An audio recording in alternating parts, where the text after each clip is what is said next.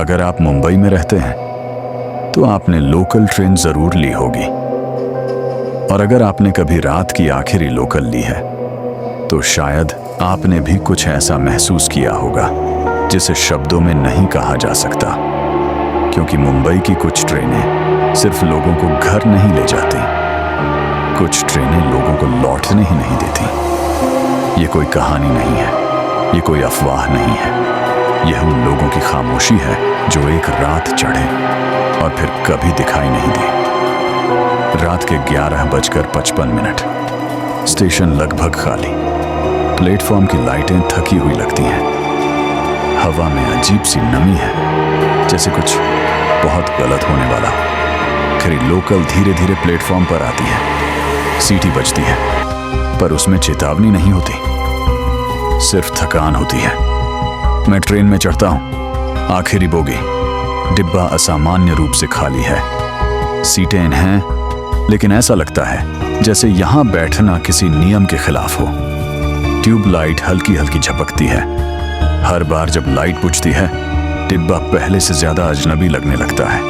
खिड़की से बाहर स्टेशन पीछे छूटते जाते हैं, नाम पढ़ने से पहले गायब हो जाते हैं। तभी मुझे एहसास होता है डिब्बे के कोने में कोई खड़ा है।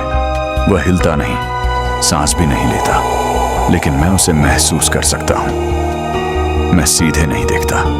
मुंबई में रात के सफर का एक अनकहा नियम है, जो समझ में ना आए उसे मत देखो। लेकिन ट्रेन अगले स्टेशन पर नहीं रुकती, फिर अगले पर भी नहीं। मैं घड़ी देखता हूं, समय चल रहा है, लेकिन ट्रेन जैसे समय से बाहर निकल चुकी हो।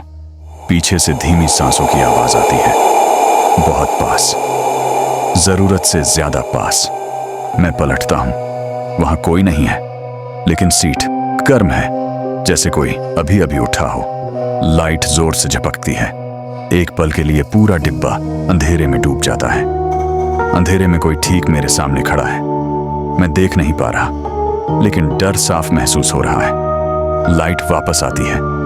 सामने एक आदमी खड़ा है, पुरानी रेलवे वर्दी, चेहरा पीला, जैसे उस पर कभी धूप नहीं पड़ी हो। उसकी आंखें मुझे नहीं देख रही, वह मेरे पीछे कुछ देख रहा है। वह बोलता नहीं, लेकिन उसके होंठ हिलते हैं, मानो कोई और उसके भीतर से बात कर रहा हो। अचानक डिब्बे के दरवाजे अपने आप बंद हो जाते हैं। धातु की आवाज सीधे दिल में उतरती है। ट्रेन रुकती है, लेकिन बाहर कोई स्टेशन नहीं, सिर्फ काला खालीपन। वह आदमी उतरने का इशारा करता है। उसकी उंगलियां असामान्य रूप से लंबी हैं।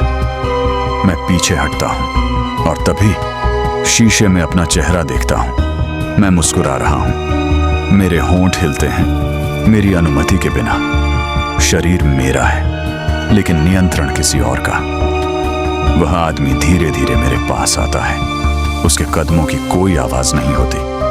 वह मेरे कान के पास फुसफुसाता है, यह आखिरी सफर है। अचानक पूरा डिब्बा यात्रियों से भर जाता है। बहुत ज्यादा लोग, बहुत ज्यादा पास। सब खड़े हैं, सबके चेहरे पूरी तरह खाली, कोई सांस नहीं ले रहा। घोषणा होती है, पुरानी टूटी हुई आवाज, अगला स्टेशन कहीं नहीं। सभी यात्री एक साथ मेरी ओर मुड़ते हैं। अब समझ आता है, यह ट्रेन दुर्घटना के बाद की है, और मैं या तो गलती से चढ़ गया या कभी उतरा ही नहीं। लाइट बुझ जाती है, इस बार हमेशा के लिए। आखिरी आवाज मेरी अपनी होती है, मदद मांगती हुई। सुबह होती है, पहली लोकल आती है, प्लेटफॉर्म भरा होता है, आखिरी बोगी खाली होती है, एक सीट गीली होती है। कोई सवाल नहीं करता, मुंबई कभी नहीं करती, क्योंकि कुछ सफर मंजिल तक नहीं जाते, कुछ याद बन जाते हैं और कुछ कभी छोड़ते नहीं।